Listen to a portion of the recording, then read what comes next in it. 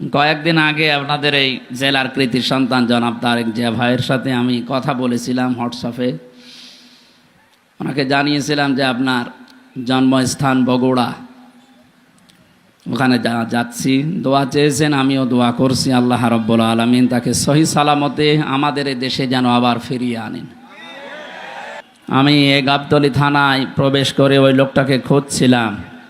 আগস্টের 5 তারিখের আগে এখানে আসার কারণে যিনি আমাকে এই মাঠের ভেতর দিয়ে তাড়া দিয়েছিল, আমি প্রায় 1-1.5-2 কিলোমিটার শুধু দৌড়িয়েছি। আমি ওই ওসি সাহেবকে খুঁজছি, কি যেন নাম ওর, আবুল কালাম। উনি যে কোথায় আছে আমি বহু জায়গায় খোঁজ লাগিয়েছি, লোকটাকে পাচ্ছি না। মনে হয় কোন গর্তে যে লুকিয়েছে। আপনার যদি এত ক্ষমতা, উনি বলেছিল যদি হামজার সাহস থাকে তাহলে থানায় এসে আমার সাথে দেখা করুক। ওই সময় আমার পরিবেশ ছিল না। এখন আমি ওপেন বলছি, ওর কানে যদি এটা যায় সে যেন অন্তত আমার সাথে দেখা করে। সময় পাল্টিয়ে গেছে। আমরা চাই সংস্কার যখন আরম্ভ হয়েছে ডক্টর মোহাম্মদ ইউনূস খুব তাড়াতাড়ি যেন এই 1628টা সিয়ারে ওই জালেম এবং জালেমদের দোসর একটাও যেন না থাকে, সব পাল্টিয়ে ফেলে। পাল্টানো শুধু না, পাল্টিয়ে তাড়াতাড়ি করে নির্বাচন দিন। এখানে যারা আছেন জীবিত না মরে গেছেন, সুতরাং বর্ণনা আজকে আপনার জন্যে।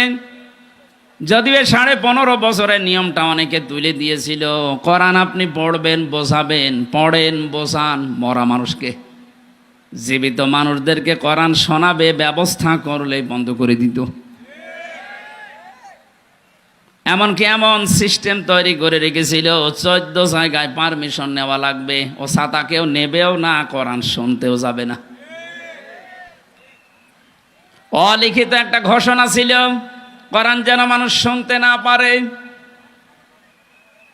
এই উপলব্ধিটা ছিল আবু জেহেলের। 1500 বছর আগেও জেনেছিল যে আমি যে চেয়ারে বসে আছি এটা তো অবৈধ চেয়ার।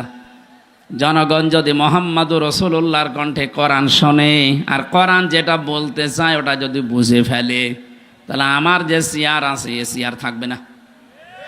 কথা বলেন না কেন? এই 15.5 বছরে যারা ছিল ওরা আবার ভালোভাবে বুঝতো যে কোরআন যেটা বলতে চায় ওটা আমাদের সাথে মিলবে না।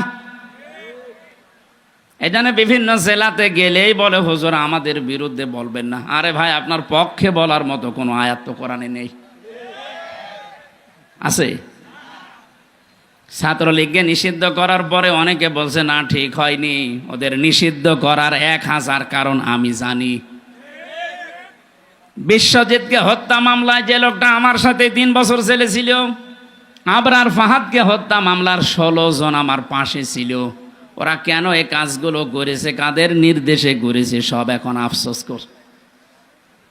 ওদেরকে নিষিদ্ধ করার জন্য 1000 কারণ আমি জানি, কিন্তু ওদেরকে আপনি জায়েজভাবে কাজ করতে দেবেন একটা কারণ বলতে পারবেন না।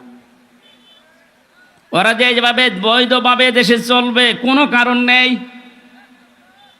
5 আগস্টের আগের দিন 4 তারিখে আমি দেখেছি একটা ছেলে হেঁটে যাচ্ছে আর হেলমেট মাথায় দিয়ে এরকম একটা বড় ছোরা নিয়ে একেবারে মনে হচ্ছে গরু কোপ মারছে।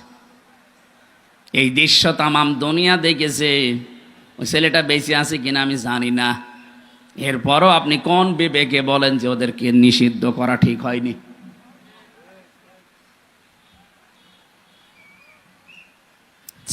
সালে 2006 সালে আগস্টের অক্টোবরের 28 তারিখে যে দৃশ্য ওরা দেখিয়েছে, তামাম পৃথিবী হতভম্ব হয়ে গেছে। সেই হিসাবে উনি তো বিভিন্ন মোড়লদের কাছে তদবির করছে যে আমি নির্বাচিত সরকার ছিলাম, আমাকে উৎখাত করা হয়েছে। এটা যে দাহা মিথ্যা কথা, শয়তানও বিশ্বাস করে। আপনি যদি শয়তানকে এখন ডাক দিয়ে বলেন যে 15 বছরকে উনি নির্বাচিত ছিল, শয়তান পর্যন্ত বলবে না। কথা বলে না কেন? কুকুরকে যদি জিজ্ঞাসা করেন যে দেখো বলো এই যে 15.5 বছর দায়িত্বে ছিল ওকে নির্বাচিত, কুকুর ঘোড়ার মতো হাসবে, বলবে এ কি বলে, একটা কথা হইল। হ্যাঁ, নির্বাচনের আগে 154 জন হয়ে যায়, দিনের ভোট রাতে হয়ে যায়, ও আবার বলেছে আমি নির্বাচিত।